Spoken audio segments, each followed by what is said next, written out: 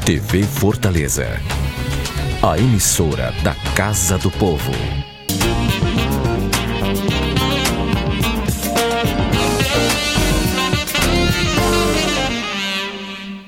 Olá, seja bem-vindo a mais um programa Direito da TV Fortaleza. E hoje vamos conversar sobre uma recente decisão do Supremo Tribunal Federal para a concessão de habeas corpus coletivo para mulheres grávidas, mães de crianças de até 12 anos e com filhos portadores de deficiência, permitindo-as aguardarem julgamento em regime domiciliar. E para falarmos mais sobre o assunto, convidamos a vereadora Larissa Gaspar, do PPL, que é advogada e atuante em causas sociais, além de presidir a Comissão de Direitos Humanos da Câmara Municipal de Fortaleza. Participa também conosco do programa a defensora pública estadual, Gina Moura. Sejam bem-vindas, ao programa Direito. Gina, pela primeira vez, Larissa Gaspar, a boa filha a casa torna. Hoje a gente vai procurar conversar. Hoje a gente não tem uma lei específica, como de costume a gente trata aqui no programa, mas é questão de informação e de direito das pessoas saberem. Essa decisão é recente, foi no último dia 20 de fevereiro, e dentro dessa decisão vem exatamente permitir o habeas corpus, essa liberação às mulheres grávidas. A princípio era esse, mas a gente viu os detalhes das mães de até 12 anos, mães de crianças de até 12 anos, ou com portadores com deficiência, filhos com deficiência. Mas eu acho que a minha questão, eu vou começar pela doutora Gina, é uma pergunta que vai na maioria da cabeça das pessoas. Então, quer dizer que basta eu engravidar que eu estou solta? Não exatamente. Primeiro desafio que a gente precisa esclarecer é que prisão domiciliar não é liberdade. Prisão domiciliar é uma prisão, ela sujeita a mulher a uma série de restrições. E, na realidade de Fortaleza, isso tem sido cumprido, inclusive, com monitoramento eletrônico. Então, é preciso, primeiramente, não confundir prisão com liberdade. Segundo, o Instituto da Prisão Domiciliar, ele existe desde 2011. E ele foi ampliado com a Lei 13.257 de 2016, que foi o Marco Legal da Primeira Infância, que ampliou a possibilidade de prisão domiciliar para gestantes, puérperas e mães de crianças até 12 anos, o conceito legal de criança. Nesse sentido, a gente primeiro precisa esclarecer também que para a liberdade, entre a liberdade e a prisão domiciliar estaria no meio termo. Mas eu posso esclarecer que a mulher ou qualquer pessoa submetida à prisão provisória, ela tem outras alternativas além da possibilidade de prisão domiciliar, como a revogação da prisão preventiva, outras medidas cautelares como o monitoramento eletrônico. Então, não é o abrir as portas dos presídios femininos. Então, e mais ainda, o habeas corpus, ele veio a partir de uma constatação feita, inclusive, em inúmeras pesquisas a nível nacional, que, inclusive, a realidade do estado do Ceará também foi levada em questão. O que se constatou?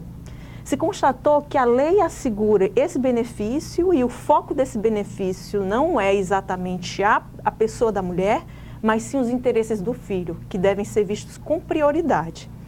Esse benefício existia, nós, defensores públicos, os advogados particulares, solicitávamos reiteradamente essa possibilidade perante o Poder Judiciário, mas pela retórica da segurança pública, isso era preterido em relação a outras situações. E a gente teve o caso emblemático a esposa do ex-governador do Rio de Janeiro, que teve a lei aplicada à sua situação quando ela tinha um filho de 11 anos.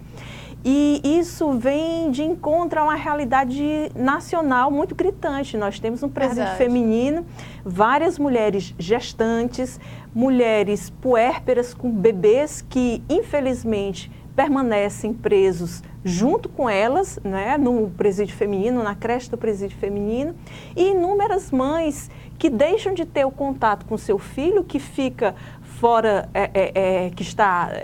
enquanto elas permanecem presas, e isso em prejuízo incomensurável à formação dessas crianças, né? Não vamos dizer que o abrigo ou que outro familiar venha suprir a ausência da mãe desse contexto, né?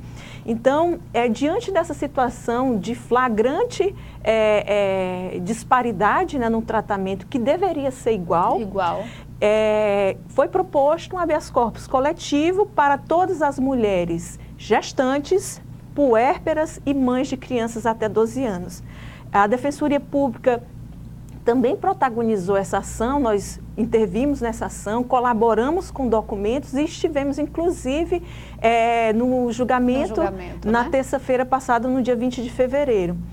E, como resultado, né, o primeiro, a gente tem como marco histórico a possibilidade de habeas corpus coletivo, e isso abre um precedente para outras demandas de casos individuais que se repetem, mas que podem ser tratados como em massa, né? Realidades que são comuns, mas que são tratadas em massa, mas de pessoas perfeitamente individualizadas, né?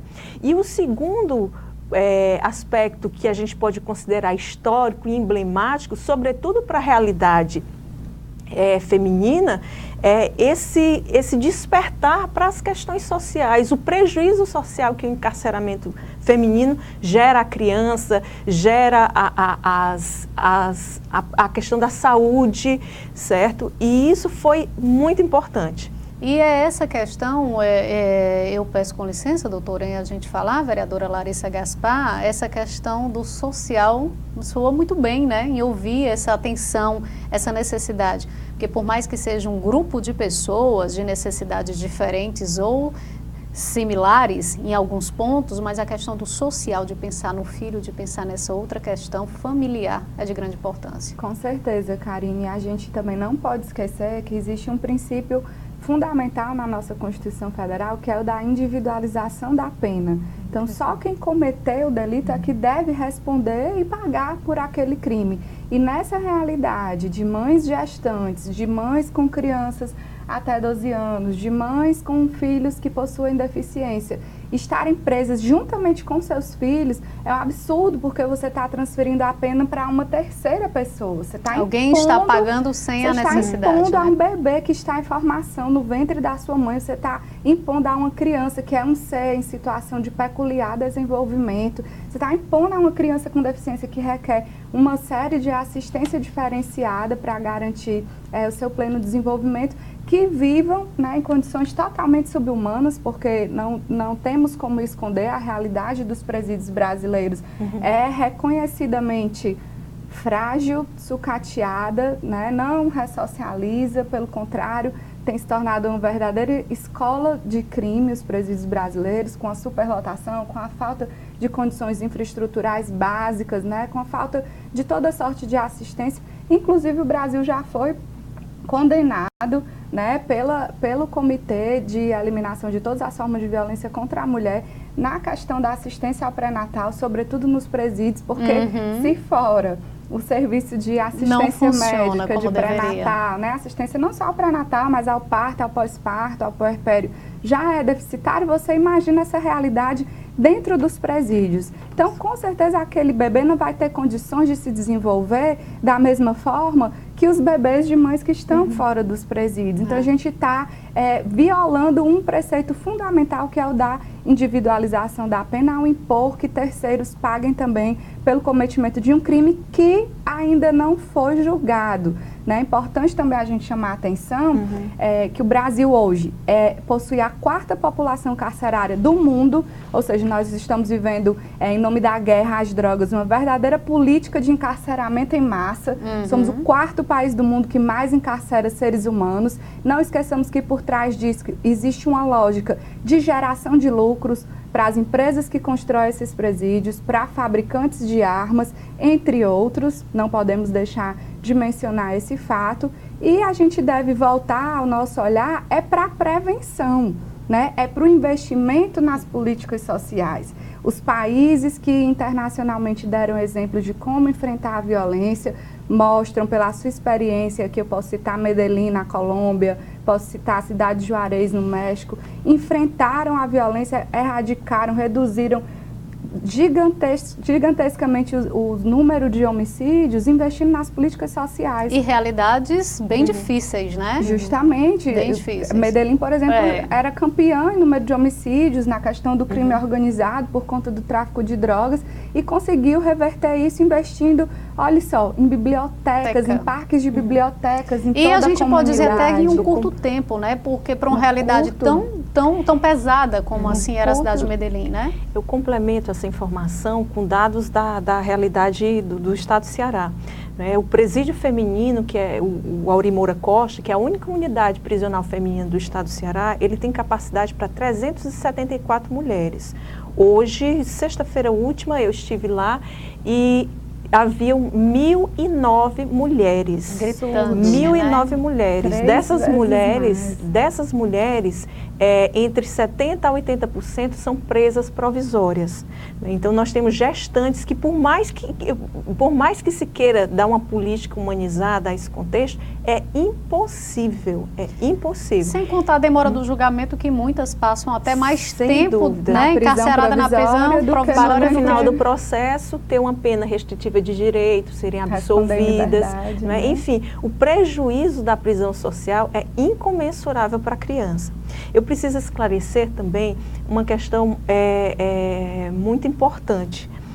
A retórica de que a mulher engravidando, ela vai atingir a liberdade, não é bem assim. Era isso que eu ia dizer, porque a gente precisa, existem regras, né, para que isso... Perfeitamente. A própria decisão, e aqui ela chega à nossa realidade a nível de cumprimento de decisão, né, a nível de efetividade, ela é restrita às mulheres que não tenham cometido crimes com violência ou grave ameaça à pessoa, que não tenham cometido crimes contra seus antecedentes ou em situações excepcionalíssimas, as quais precisam ser devidamente justificadas pelo juiz ao recusar a aplicação da decisão. Então, já não é a amplitude que se anunciava anteriormente nos veículos de comunicação. Mais de 450 mulheres seriam beneficiadas. Então, não chega a essa amplitude.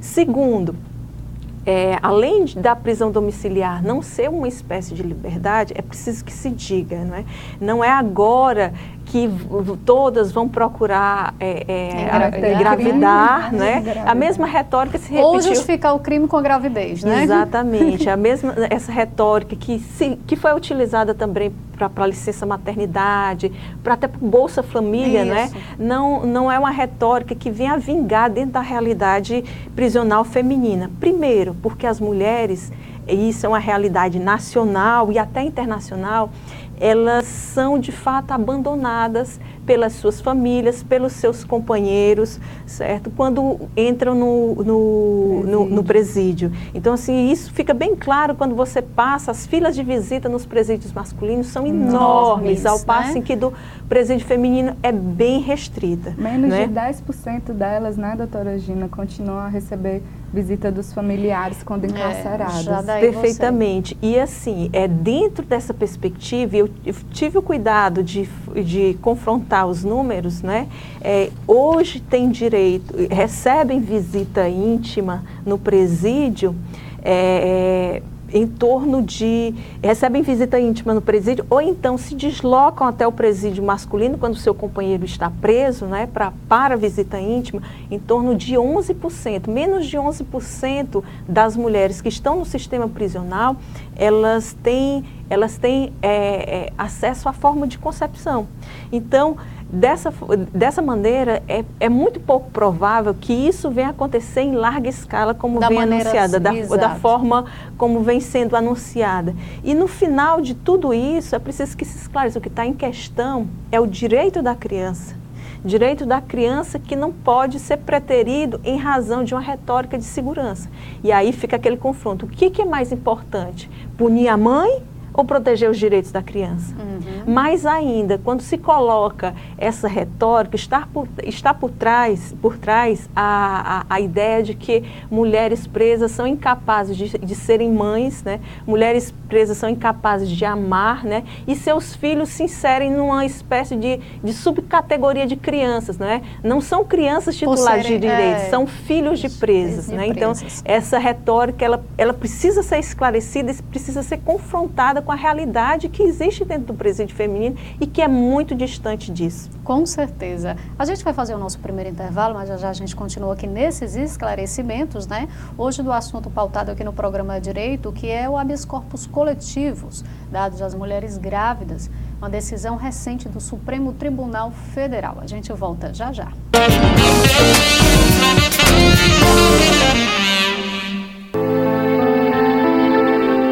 A cada 2 minutos, 5 mulheres são agredidas no Brasil.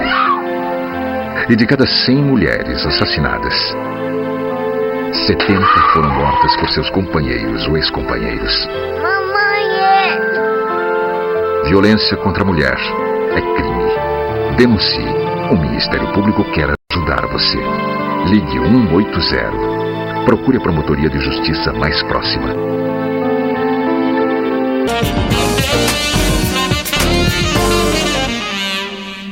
Estamos de volta. O programa É Direito de hoje, como pauta, a recente decisão do Supremo Tribunal Federal em conceder habeas corpus coletivos para as mulheres grávidas, mulheres gestantes. A gente participou conosco, a gente recebe aqui nos estúdios da TV Fortaleza, a vereadora Larissa Gaspar, do PPL, e a defensora pública estadual, doutora Gina Moura. Doutora Gina, a senhora, como bem citou, né, nas suas informações logo no primeiro bloco, você participou do julgamento, né? E é a nossa convidada porque é a pessoa de respaldo que, inclusive, levou as informações, dados estatísticos em relação ao nosso estado, né? Hoje, a nossa realidade, você já pontuou algumas coisas, mas, diante desse fato, né, o que essa decisão do Supremo vem trazer como benefício, podemos utilizar, assim, a palavra benefício, diante dessa realidade, como a gente sabe, da capacidade de 300 e poucas mulheres no presídio, e hoje a gente passa das 1000. Bom, assim, primeiramente eu destaco a decisão pelo aspecto processual, né? Ela é, na verdade, um marco histórico do Instituto do Habeas Corpus. Ela admitia a possibilidade de habeas corpus a nível coletivo. Né? E isso é muito importante porque até então as decisões anteriores elas não reconheciam essa possibilidade, elas eram resistentes a conhecer essa possibilidade. E esse precedente auxilia, inclusive, a levar questões da coletividade, né, que se repetem, né, sobretudo diante do contexto do sistema prisional que a gente se encontra nesses últimos anos, né?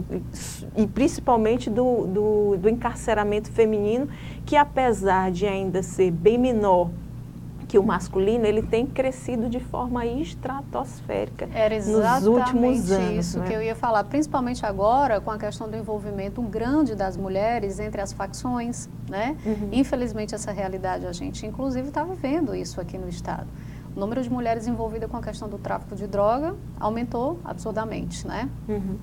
Bom, com relação à questão do tráfico de drogas, é preciso que se diga, o tráfico de drogas, embora conceituado de forma generalizada na legislação como crime hediondo, ele enfrenta graus de escalonamento que precisam ser esclarecidos e que a legislação, infelizmente, não supriu essa necessidade.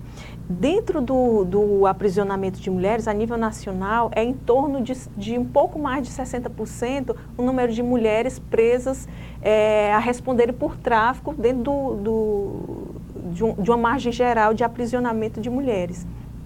Nós fizemos uma recente pesquisa. No final do ano passado, nós fizemos uma pesquisa no presídio feminino de todas as mulheres presas provisoriamente por tráfico em Fortaleza. E a realidade nos mostrou um contexto bem diferente. Foi? Dessas mulheres, 22% delas foram presas com até 10 gramas de droga. Se nós considerarmos até 100 gramas, esse percentual sobe de 22% para 58%. Então, assim, até 100 gramas de droga, eu posso dizer que não se trata de uma grande articuladora, né? Algo que seja a periculosidade apresentada na lei de drogas.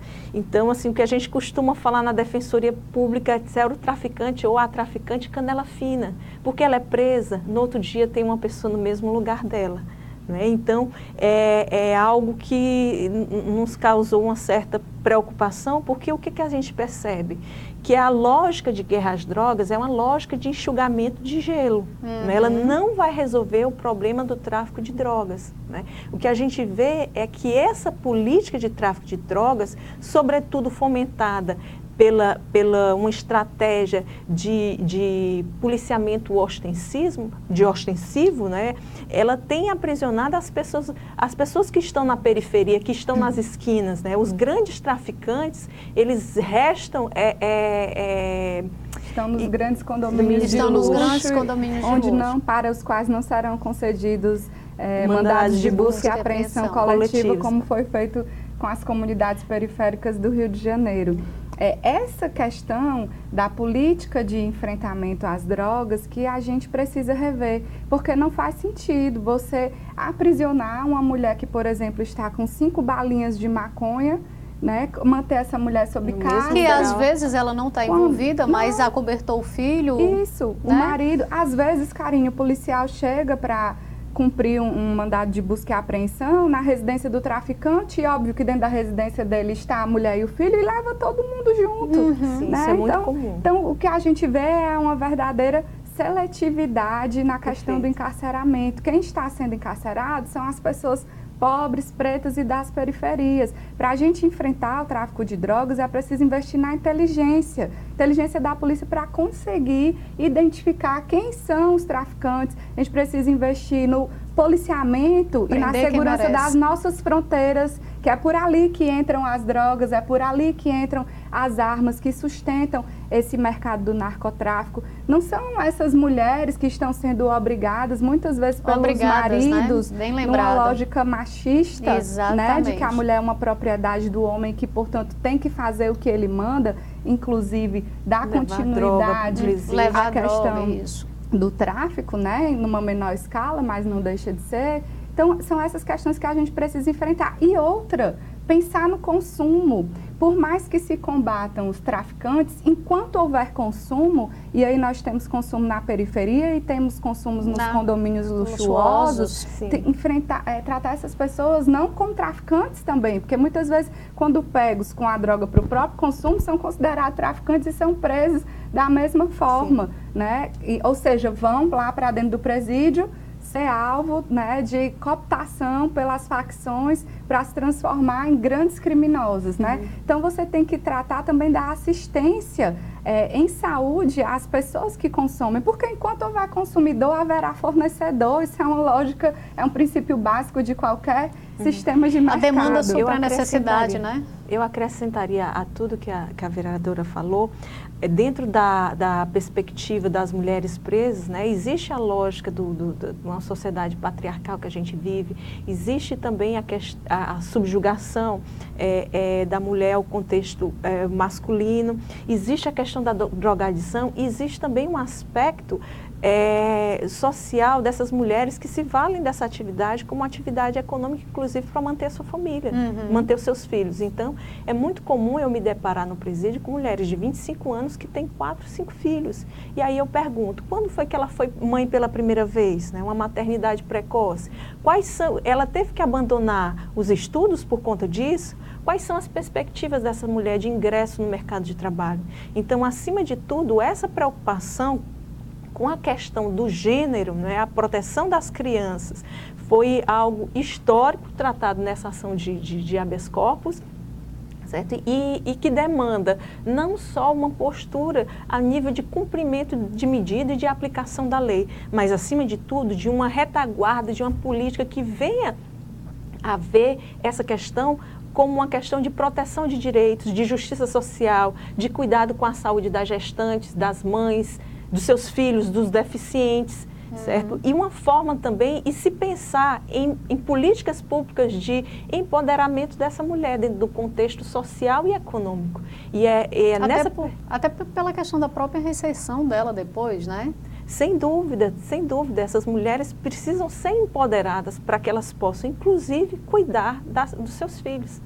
Alguma observação, vereadora Larissa? Acho que é fundamental a gente focar realmente nessa necessidade, né, nesse dever primeiro do Estado brasileiro de realmente chegar e dar oportunidade às pessoas através da execução, do fomento às políticas públicas, de investimento nas pessoas, né? Quando você tem a educação ali acessível para todos e todas, quando você tem o acesso à saúde, o acesso ao lazer, o acesso à cultura, quando você tem a oportunidade de qualificação profissional e ingresso no mercado de trabalho, consequentemente, você não vai estar submetido a ser cooptado pela lógica do crime. E vamos lembrar que se o crime se instalou em determinadas comunidades da periferia do nosso país e também nos grandes condomínios de luxo, ele se instalou por uma omissão do Estado, que não chegou lá anteriormente oferecendo educação, oferecendo saúde,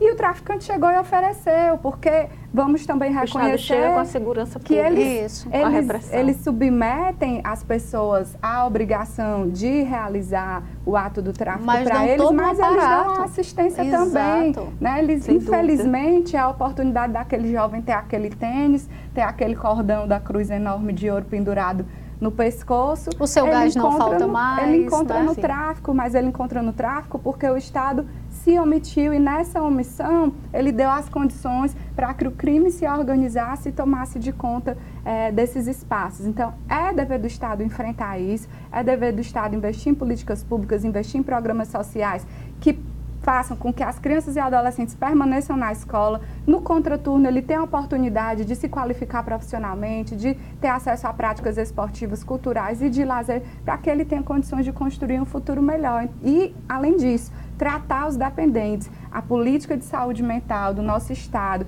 que está sendo desmontada pelo governo Temer e que também está extremamente sucateada aqui no município de Fortaleza, que é uma responsabilidade dos estados, precisa haver investimentos. A sociedade precisa cobrar. A política dos CAPs é uma política de sucesso. Agora, eles precisam estar estruturados com medicamentos, com condições estruturais adequadas, com profissionais capacitados e qualificados para atender essas pessoas e ajudá-las a superar esse problema da dependência. Porque, de novo, enquanto houver dependência, enquanto houver consumidor, haverá fornecedor. Então, o Estado ele tem que enfrentar os dois pilares do tráfico. Tem que enfrentar a lógica do consumo com uma política adequada de saúde mental e não com a visão policialesca de quem consome drogas, encarcerando essas pessoas como se elas fossem traficantes também, e enfrentar a lógica do tráfico, não apenas investindo na questão do policiamento, das torres nas comunidades, construindo mais presídios que em 15 dias estão todos superlotados e que o próprio Estado perde o controle, porque eu tive a oportunidade de visitar um presídio aqui no estado do Ceará e o próprio diretor disse: vereadora, daqui a senhora não pode passar porque nós não temos o controle. Ou seja, estão construindo estruturas para serem verdadeiras escolas dos criminosos, onde eles passam a dominar essas estruturas. Então, essa lógica está falida. A gente tem que investir na prevenção e na ressocialização dessas pessoas. E aí, por isso que eu repito e insisto, o investimento é nas políticas sociais, é nas pessoas. E se a necessidade do trabalho do Estado hoje é bem maior, infelizmente é porque fez vista grossa, não fez, não agiu, se omitiu, parou. E a gente, infelizmente, se encontra nessa realidade. Eu gostaria só de acrescentar em relação a essa informação da questão prisional, né? Nós temos uma única unidade prisional feminina no estado do Ceará, que é o Auri Moura Costa. Nas imediações do Auri Moura Costa existe uma cadeia pública ainda em fase de construção, que tem capacidade para 500 mulheres. Se ela for inaugurada hoje, ela já ingressa com excedente de mais de 200 mulheres.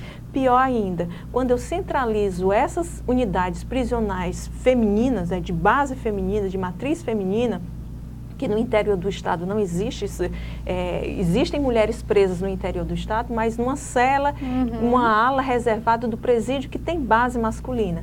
Então, eu trago essas mulheres para um centro e que elas ficam distantes dos seus familiares, ficam distantes dos seus filhos, e isso acarreta um prejuízo social incomensurável para essas crianças que muitas vezes não têm recursos sequer para fazer uma visita à mãe. Porque o reflexo disso no futuro de cada um, né? A gente sabe que a porcentagem é mínima quem conseguir construir uma vida estabilizada, que é mais difícil, Com certeza. né? E falando dessa questão do presídio, me levantou aqui a questão. A gente sofreu tanto durante tanto tempo com uma delegacia de polícia, né, especializada para as mulheres. E a gente, por mais que tente solucionar, já começa a ver, né, a luz no final do túnel. Para que a gente saia dessa única unidade, a gente vai permanecer no estado com a questão do presídio, né, doutora? Sem dúvida, sem dúvida. Eu acrescento também que só por uma observação muito concreta e muito próxima dos últimos dias, né? O presídio feminino Aurí Moura Costa, ele terminou o ano de 2016, dezembro de 2016, ele tinha 668 mulheres. Em dezembro de 2017, ele tinha 914. Janeiro foi encerrada com 972. Fevereiro, antes que fevereiro se encerrasse, sexta-feira última, nós já tínhamos 1.009 mulheres. Então, essa lógica do encarceramento que nós tanto advertimos, né? Olha, isso daí vai dar problema. Isso daí vai fomentar a lógica de violência que a gente vive hoje. Uma vez que as facções criminosas, elas nasceram dentro das unidades prisionais. Então, aí é a prova de que prender já não é mais a solução, né? Quando você investe nessa lógica, você está alimentando um câncer, não é? E nos últimos anos, nunca tivemos tantas prisões como o nosso país tem tido nesses 10 últimos anos. E nunca tivemos tanta violência. Então, é uma lógica que não tem correspondente. Que tende a se estrangular o sistema de justiça, estrangular os equipamentos de polícia, e cada vez mais se investe mais no mesmo. Se investe em segurança pública, se investe em armamento, que são investimentos, diga de passagem, investimentos caros, certo? Caros, onerosos, né? E que nessa lógica de guerra, né? Guerra ou mata ou morre. E nunca tivemos tantos homicídios, como homicídios de pessoas envolvidas ou não no crime, de policiais, né? de pessoas ligadas à segurança pública. Então, essa lógica, ela tende a se estrangular, certo? Tende a se acentuar quando eu reforço os seus argumentos. Então, o Estado ele precisa correr para que os presídios não se tornem universidades. Depósito de pessoas, Depósito né? de pessoas. O que eles se transformaram. A gente tem que procurar humanizar essa questão do crime, né? Acho que precisa rever, sobretudo, essa questão da lei de drogas, a forma como se enfrenta a lógica de combate às drogas, né? Você criminaliza todo mundo que esteja portando uma pequena quantidade de drogas, não dizendo que isso não seja uma questão grave, uma questão sobre a qual se deva debruçar, mas afirmando que a solução não é encarcerar, porque a gente está assistindo aí as grandes chacinas que têm ocorrido dentro dos presídios. A gente sabe que essas pessoas estão sim sendo cooptadas pelas facções, né, e estão, na verdade, se profissionalizando no mundo do crime dentro dos presídios. O Estado, com essa lógica do encarceramento em massa, está favorecendo a organização, o fortalecimento do crime organizado. Verdade. A gente vai fazer um rápido intervalo de novo, mas já a gente continua o nosso bate-papo aqui no programa Direito.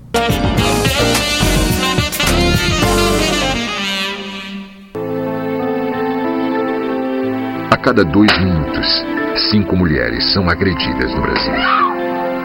E de cada 100 mulheres assassinadas, 70 foram mortas por seus companheiros ou ex-companheiros. Mamãe! Violência contra a mulher é crime. Denuncie. O Ministério Público quer ajudar você. Ligue 180. Procure a promotoria de justiça mais próxima.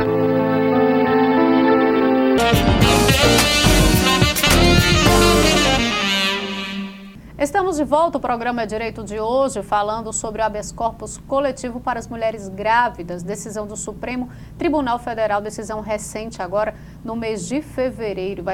Participa conosco a vereadora Larissa Gaspar e também a defensora pública estadual, doutora Gina Moura. Doutora Gina, a gente já falou um bocado, o tempo do programa ele se torna bem pequeno para esse debate, né? Perfeito. Que é bem expansivo e são vários pontos a serem tratados. Mas eu gostaria que a gente agora falasse em relação a como serão analisados esses casos aqui no estado do Ceará, né? Para cada mulher que terá essa concessão a esse direito, né? Bom, primeiramente, a decisão do STF, ela já vem a nível de cumprimento, né? Cumprir a decisão estabelecida pelo Supremo Tribunal Federal.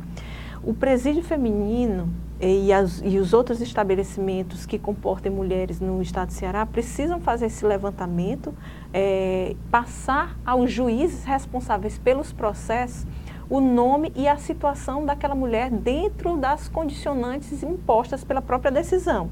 E aí, cada juiz deverá aplicar aquela medida, independentemente de intervenção de seu defensor público ou advogado. Então, vem a nível de cumprimento. Exige, inclusive, uma postura ativa dos próprios magistrados.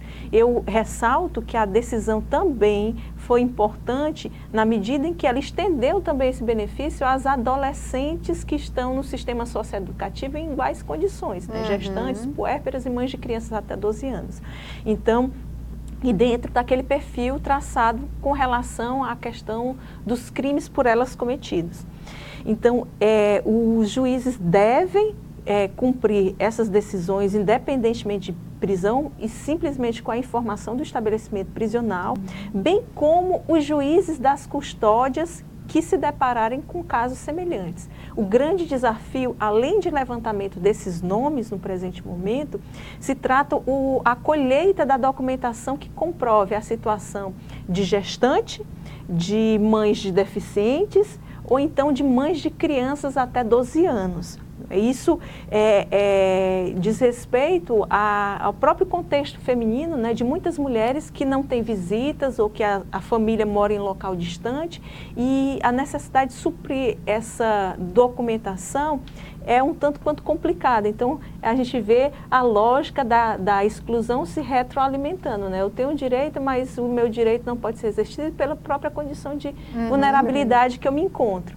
Mas, de toda forma, nós juntamente com a Secretaria de Justiça, já estamos mobilizando os VaptVupts, né? Eles estão colhendo essa documentação no setor onde faz a carteirinha de visitante, e o próprio estabelecimento prisional também está recebendo esses documentos. Existe um prazo, doutora? Perfeitamente. Os tribunais de justiça serão comunicados a partir da publicação da decisão.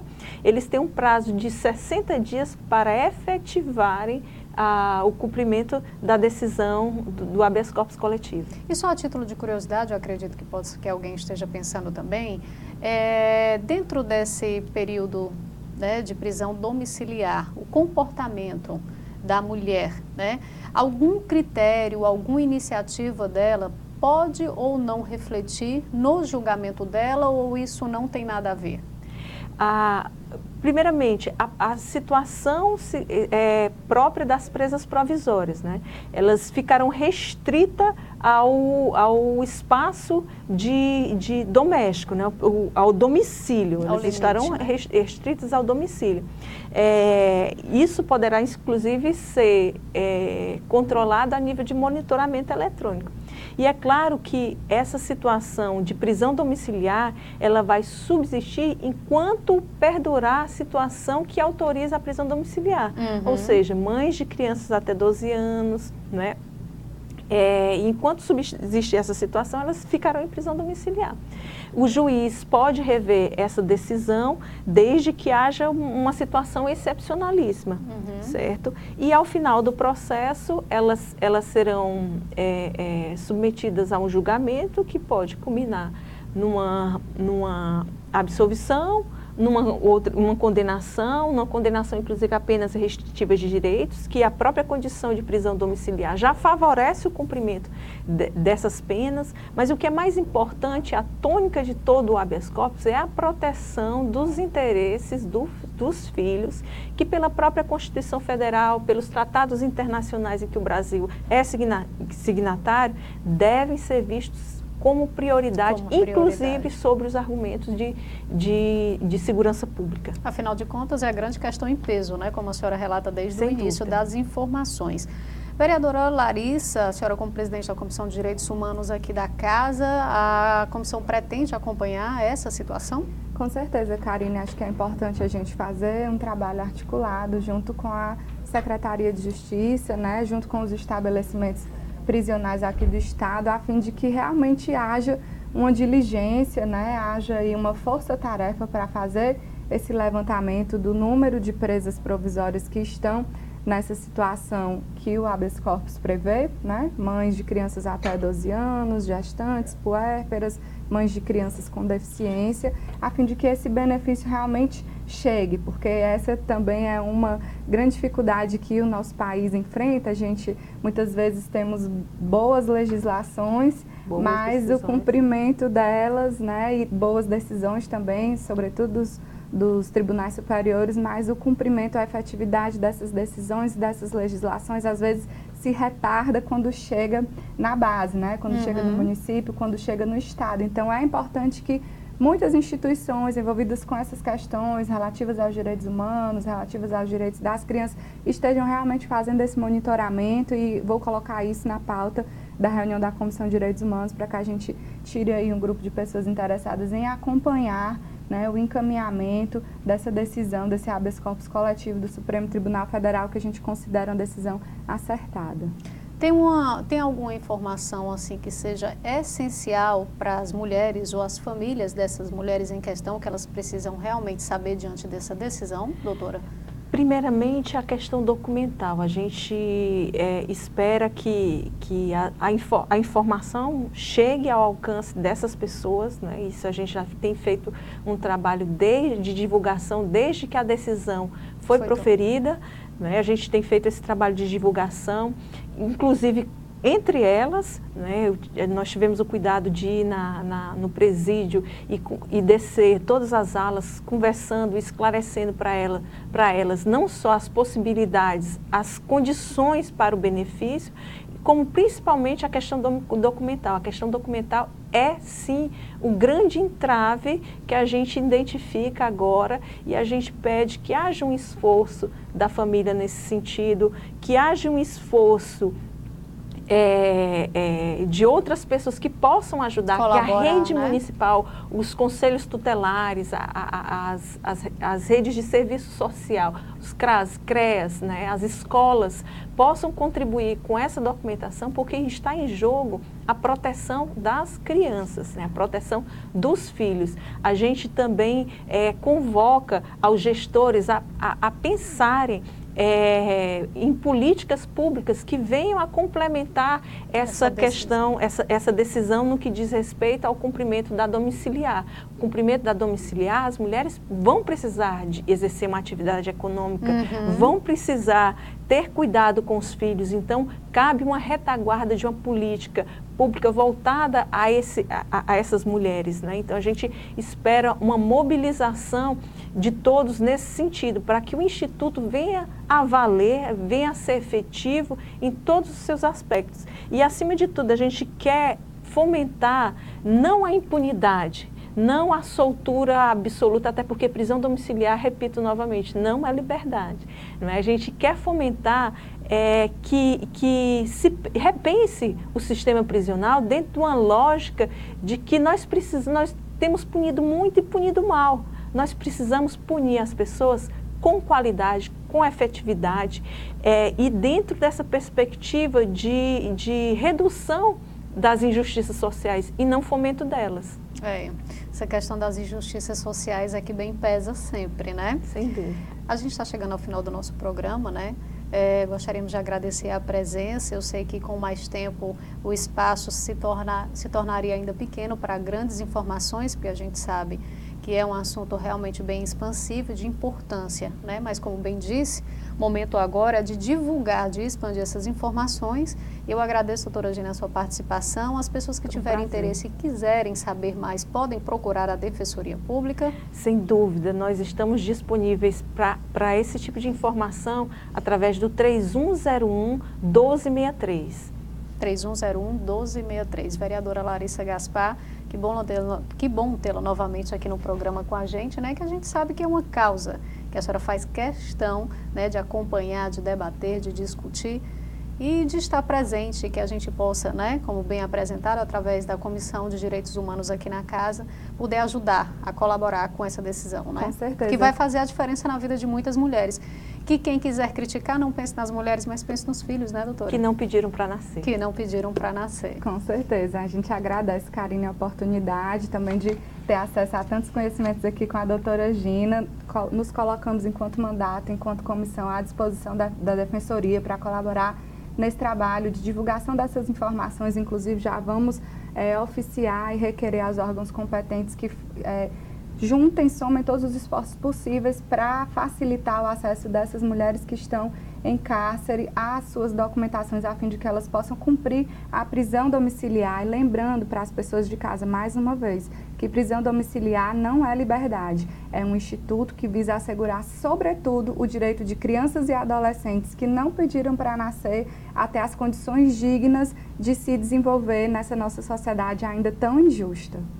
Ok, muito obrigada pela participação de vocês e obrigada a você também por sua companhia. Eu espero que hoje, né, mais uma vez a gente tenha colaborado com essa questão de expandir a informação. E a gente vai ficando por aqui, mas não esqueça, se é direito, você deve cobrar. E sexta-feira às 9 horas é o nosso encontro marcado aqui na TV Fortaleza.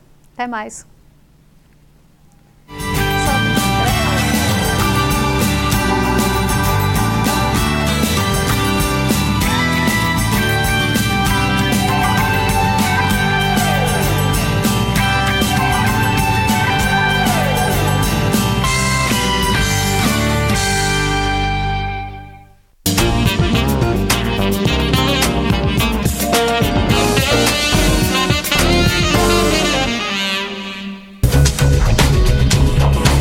TV Fortaleza, a emissora da Casa do Povo.